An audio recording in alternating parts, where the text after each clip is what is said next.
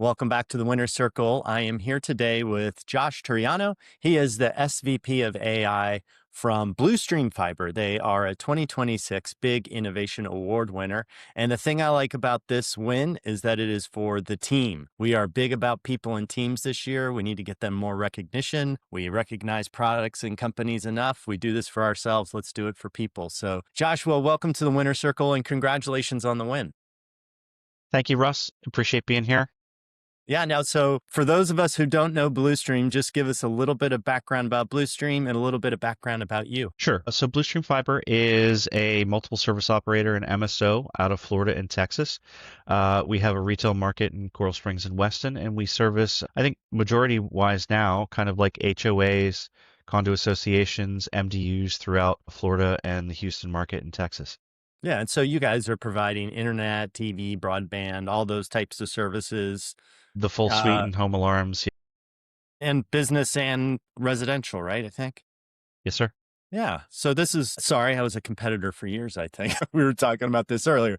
But you have done something really cool. You guys have, as a team kind of deployed AI and as I was looking through your nomination, it was very, very clear that you've been at this for a minute, so you're it's not new to you. And the way you guys did it's very unique, and kind of the innovation that you've driven into the organization is very unique because you've kind of grown this holistically. So tell us about Metis and what you've done. Sure. So the Meta system is kind of the back end of what we are able to connect into the AI cloud. And in this case, for us, it's OpenAI.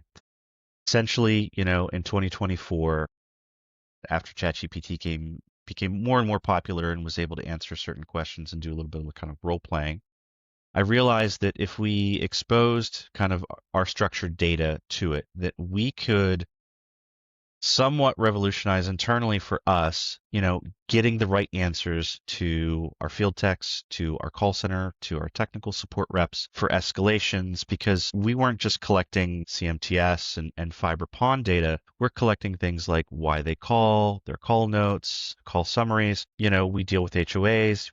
We have board members. We sometimes take escalations from them. So it's helpful to have all this information at your fingertips. And if you think about, the time that it takes for, let's say, an account manager to have someone in stock respond to them or go to an account rep and understand what's going on in very quick detail, even though we give them a website and tools to swivel chair through, AI can do it so much faster. Oh yeah, and I've been in that environment, so I feel your pain. As a former telecom operator, with phone lines in retirement homes, I feel your pain. That was my first day on the job. I think it was a PR call of there's a retirement home in somewhere in New York that doesn't have phone service, and the news was calling us. It's like, why is the news calling? We just don't have service at the moment. So it is, but you need the whole context of everything.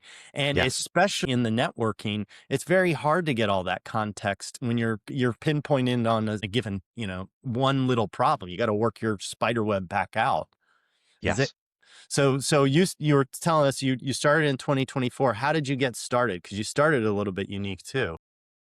So I think prior to, kind of investigating the AI side of this, we created a website called the CPE dashboard, or the service management platform. And, there's a database on the back end that contains all that health data, and people can swivel chair to it to grab everything. I would call it your standard legacy red, yellow, green, blue website with all the dots to give guidance. And what we realized, like I said, is let's kick it up a notch. Turn this into AI and let's see what it can actually do to process it. And what we learned, we went to OpenAI with the plan. They said, you're the first company that's come to us with an actual plan. Usually it's like Coke or Klarna or these other companies coming to OpenAI asking how to, AIify, their business processes. One of the benefits that we had is we had very strong business process mapped.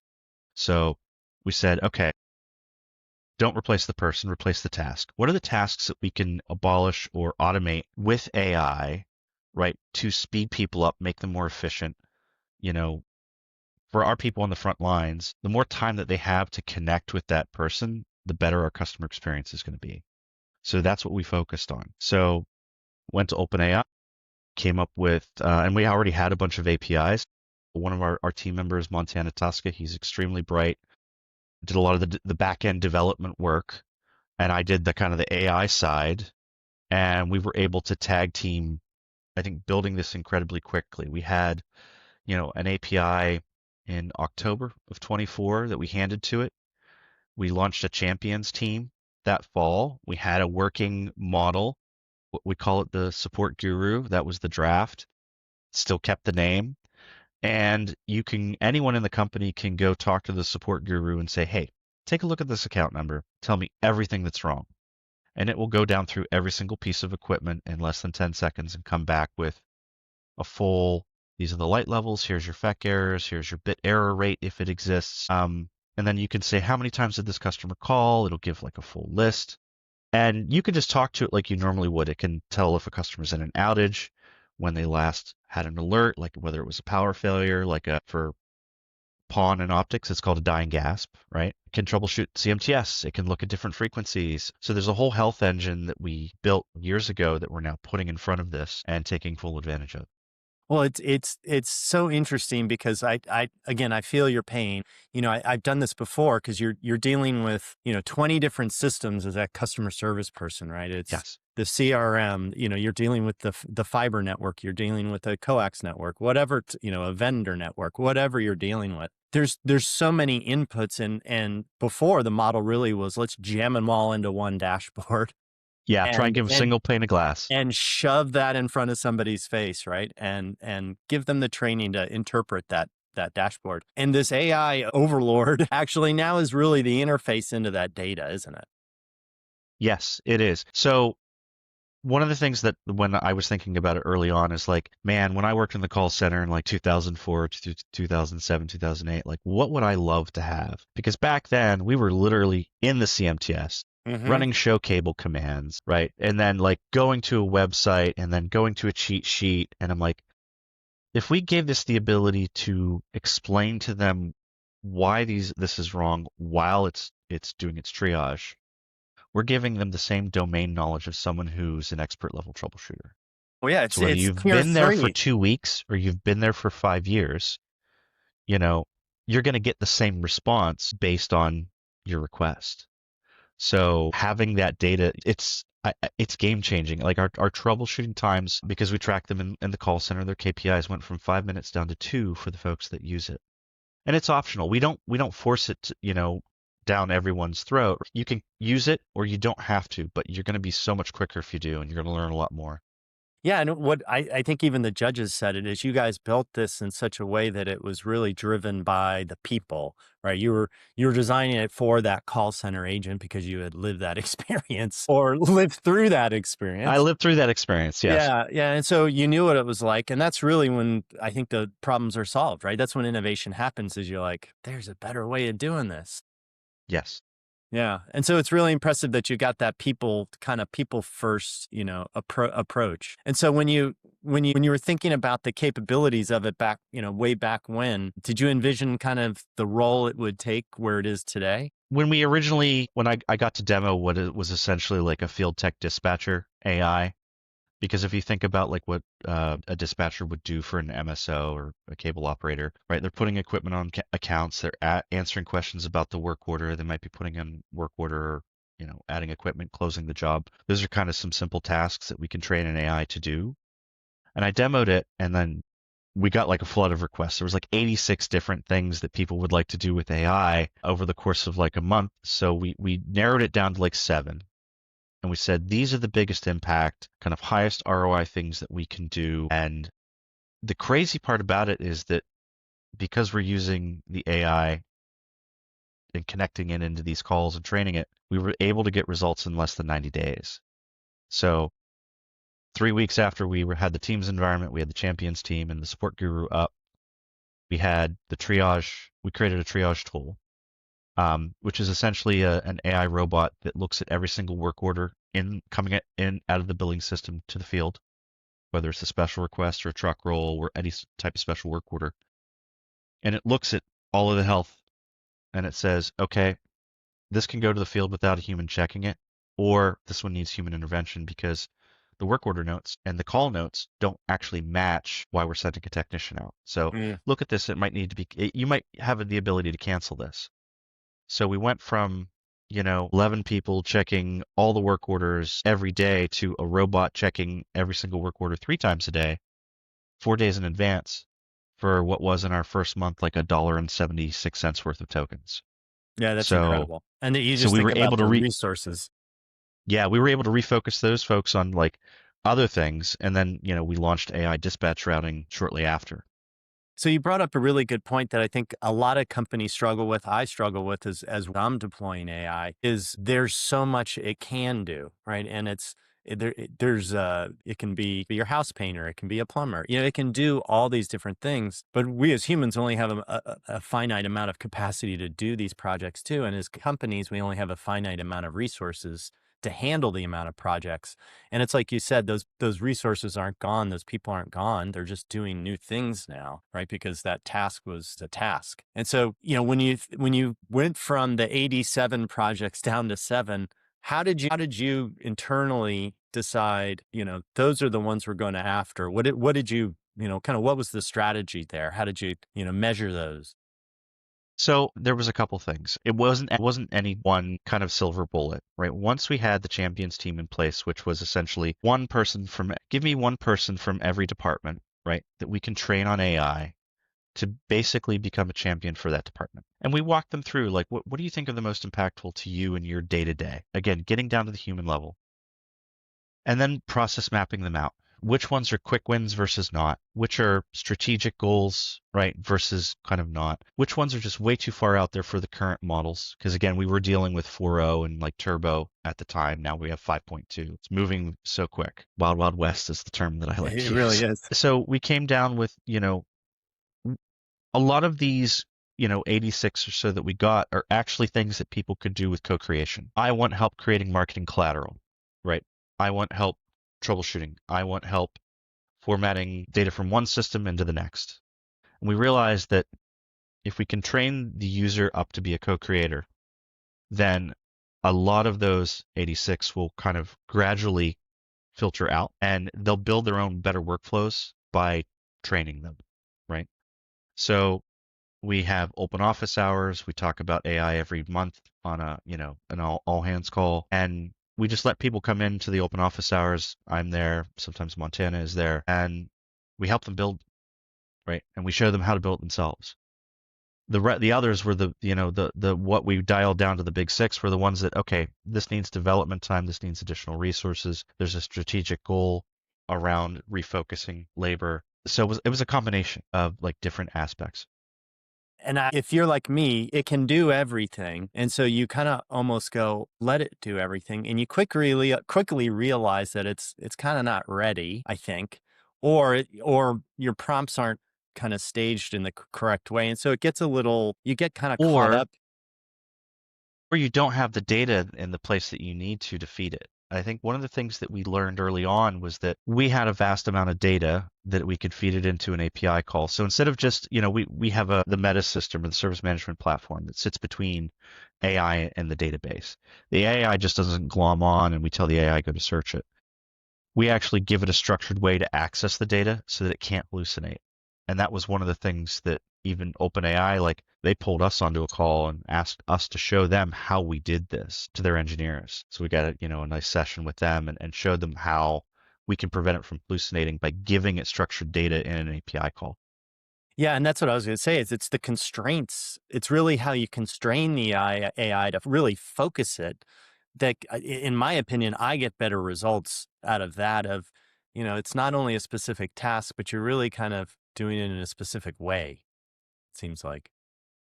Yeah, there's still two options, I think, with all of the different models, whether you have Anthropic AI or Gemini 3, it's width and depth. You can't get both at the same time.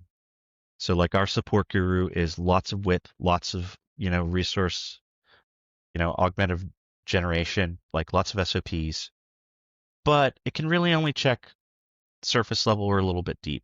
And then you have our field tech AI, which is super depth, but it does one thing and only one thing really well, and that's those dispatch tasks, right?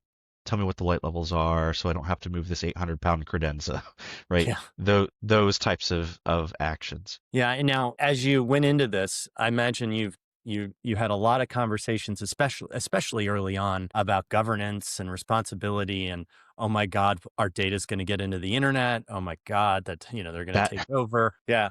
How did yes, you get beyond that? I mean, we don't work for dumb people. These are smart yeah, people. They get it. How did you go that about kind of getting that trust? so I hate to keep going back to like back in 2024 in the olden days, but um our marketing team um and leadership, Linda Richardson, saw the benefits of generative, especially for marketing, early into 2024. And what we realized sitting down with my leadership is like people are whether we want to or not, people are going to start using this in their own personal way. We can't necessarily stop them completely because it is the wild, wild west. So let's get a policy out there. Let's get our marketing group into a team environment and we anonymize essentially all the data. One of the things by partnering with OpenAI is they have an enterprise model, which, it's a checkbox in the admin dashboard. Use your data to train our models. We keep it unchecked. Like nothing that goes through this is allowed to train any of the models that they're creating today. So I think with good partnership and a good, enterprise policy, you can protect your company from your employees using those AIs. But our own policy that we deployed before we even got the enterprise model in place was we know that you're going to use these. We know that some people are writing emails with it because you can see those tiny little dashes in their emails, right? Lots of them. Um, if you're using it, that's fine, but you're not allowed to put in an account number. You're not allowed to put in a customer's name. If you're doing anything with a spreadsheet, it has to be anonymized. It can't be like, BlueStream Fiber underscore financial. Like none of that can go into any public model, whether it's Gemini, Anthropic, or otherwise. Yeah, I imagine those same users that were kind of coming to you during all those open hours are now coming up with new use cases that, I think light bulbs start going off, at least in my head, and I've seen it happen elsewhere. How are you dealing with all those light bulb moments now that as I would imagine kind of the tsunami of waves coming into that office hours of help me with this and help me with that? So it's interesting, and I'm actually pulling up our dashboard here. When we launched with 6 GPTs. These are ones that we had created internally. Here's the support guru. It can talk to our APIs. Here's the field tech guide. It can talk to the billing system APIs. And then there was a bunch of others that we created that was like customer service excellent wizard. We have just in the last year, I would say ones that we shepherd internally for all employees, like 12, right? I think I've created like 8 of those 12. There's 184 from co-creators. And usually about every time a new model launches is when a lot of people start flooding back into the office hours and we're updating the instructions, for that new model. Most of the time we don't have to. But I mean people are out there now, co-creating neck talk, not sorry, knock tech assistants, right? There's copywriters, there's card condition helpers, there's social media muses, pricing and promos. People are starting to realize, without us pushing them, that this can really help them. And again, it's a people first, Yeah, well, it's environment. Keep a human in the loop, and they will find ways to be creative and innovative. absolutely, and do their job better. That's what we all want. So without getting too technical or too in the weeds, what are the metrics that you guys at a kind of a leadership level are looking at going, oh, that one's working, that one's not. Let's do more of that. Let's spend more there. It's going to be different for every company. I don't think that there's a standard, and I'd love to publish something out there that folks could follow. But the idea is that once you process map your department, your division, your franchise, however you do it at your particular company, then you can figure out what KPIs to put in place. I think for us specifically, how many calls are coming into dispatch month over month? Florida is very cyclical with snowbirds. Go up north, And they come weather. back, and weather, hurricane season.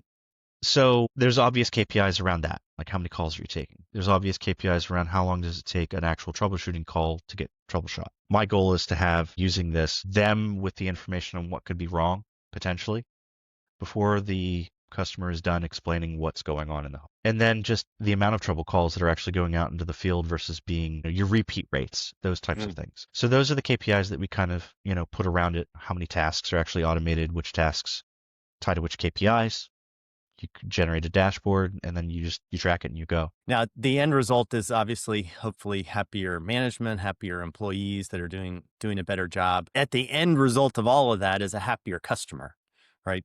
Yes. Fewer errors, better experiences, everything's better, right?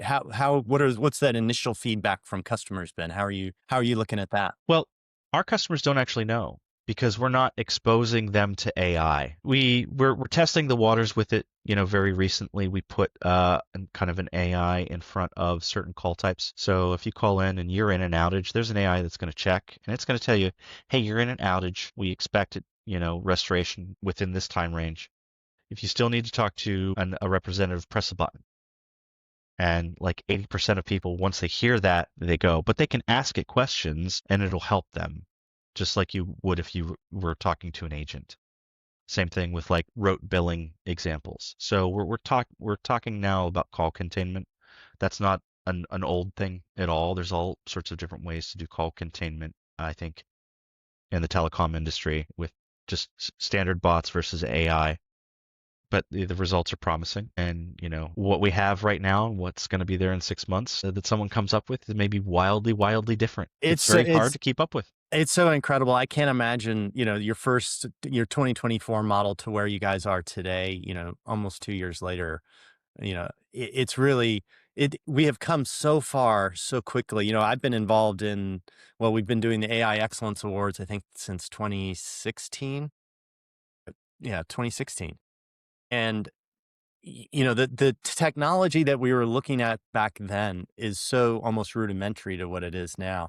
And I always try to get the AIs based on year of school or how old I kind of feel like the AI is. How old do you feel like the AI is today? When I trained people on this originally, I got to tell, and maybe I say this because I have 4-year-old twins, but I'd said, talk to it like it's a toddler. Give it exactly what you want, and that's what it's going to come back with. Sometimes it might veer, right? Ooh, shiny, right? But, it can only act upon exactly what you tell it to do. So training them on how to prompt, I think still is kind of like a number one. And I don't think AI is ever going to get around this because it can't get the context of, right, of your brain. Of your brain, sarcasm, so you have to be very like clinical in how you request things still. And I don't think we're ever necessarily going to get away from that, at least not in the next 10 years. So, well, I think Alexa did a good job of a 4-year-old toddler is, I think, where it's at still. Yeah. Although Amazon, I think, did a good job of training us how to phrase things structurally so that we get the right result out of our smart speakers. Alexa, yes. Yeah. Play this from that in this room and turn the volume. Like you have to go through the databases. Did I set yours off? Absolutely. So looking back on your journey here, you guys have had tremendous success as one of the original operators in taking it into in this business realm. What's one of the mistakes that you kind of remember that you wish you had known about that we can tell people to kind of look out for? So I think one of the mistakes that we made, and this I would say this was with the field technicians, was when we explained what the AI dispatcher could do, I personally didn't think about how they would interact with it on a day-to-day basis. And there was a moment when we were on a call and they were like, well, why the heck would I use this? And I'm like, it's okay if you don't use it. You can use your workforce management tools, but you have to try this before you call dispatch. That's the goal, right? Is self-help. And when I actually went in and I started to look at how they were chatting with it, because the field tech guide is deep, not wide, it has more structure around how you need to interact with it. It's not as human, right? So they would just go like, job 1, 2, 3, 4, 5, 6, start. I'm like, crap. I didn't really spend enough time explaining to them that you have to talk to it like it's an actual human. They were treating it more like a traditional bot, like from 10 years ago, than an actual person on the other line. So it would get confused. And it was like, I don't have enough information to like, what's your tech number? And he's like, well, it should just know my tech number. I'm like, well, yes, maybe we can get it there, but you really should give it your tech number so they know who you are, just like you would if you were calling into a dispatcher, because that's the experience environment that we wanted to replicate. If you call in to our dispatch team, you tell them who you are, your tech number, your job number. You got to do the same thing here. And they're like, well, that's dumb. Let's go back to the drawing board on it a little bit and Yeah. try and look at it through their lens and bring it closer to where they live in their mindset. Sometimes process mapping doesn't mean they actually use the process, is what we found. So being able to actually go out with them and observe and try and find those little nuggets of wisdom in their day to day is, I think, what hurt us kind of in the long term of the deployment of our field tech guide. Well, I bet that person's probably your most loyal user now. We have a good core, like I think we have over 40 or 50 internal techs, and I would say we're at about like a 30% adoption rate on that one. Our support guru for is at about a 90% adoption rate. So there's different segments. People are more comfortable doing what they're used to out in the field, and that's okay.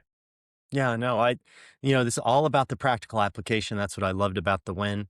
That's what I loved about the BlueStream story. It was just, let's get down to brass tacks and get some work done and get it done in a more efficient way. And you guys clearly are executing on that. So congratulations. We really appreciate seeing all the hard work. No worries. Thanks, Russ. Yeah, Joshua, And if you want to see it, I can always share. Yeah, absolutely. This has been Joshua from BlueStream Fiber. So check him out, and congratulations, Joshua. Thank you, Russ. Thanks, team.